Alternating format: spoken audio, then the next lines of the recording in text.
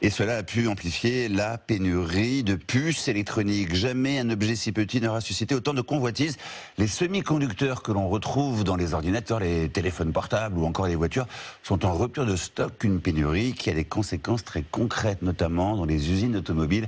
Ce soir, c'est Vicky Bogart qui fait le point. Alors Vicky, quelles sont les conséquences de cette pénurie de puces électroniques? C'est important.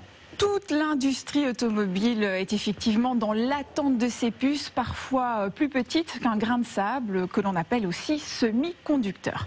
Car l'électronique d'un véhicule en dépend, du système de freinage jusqu'au tableau de bord, en passant par les radars de recul.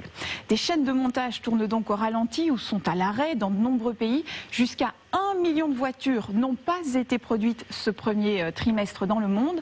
Et en France, ce sont des milliers de véhicules qui ne seront pas fabriqués par les usines de Stellantis, PSA à Sochaux et à Rennes, ou encore de Renault à Sandouville.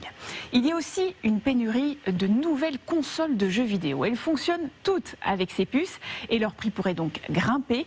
Quant aux fabricants de smartphones, ils envisagent de différer la sortie de nouveaux modèles.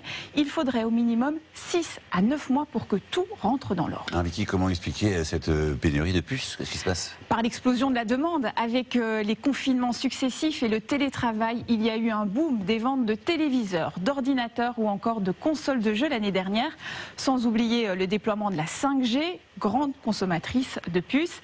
Et quand l'industrie automobile a redémarré à l'automne, les producteurs de puces étaient déjà débordés. Et ce sont d'ailleurs les constructeurs automobiles les plus touchés, car ce sont eux qui payent le moins cher les puces. Ils se retrouvent donc en dernier sur la liste d'attente. Et qui les fabrique, ces puces?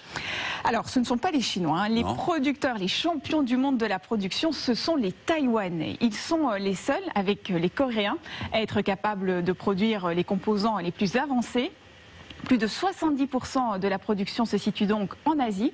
Il y a une trentaine d'années, plus de 40% de la production mondiale était assurée par l'Europe, contre moins de 10% aujourd'hui, ce qui pose donc un très gros problème de dépendance. Eh bien, merci Vicky pour ces précisions.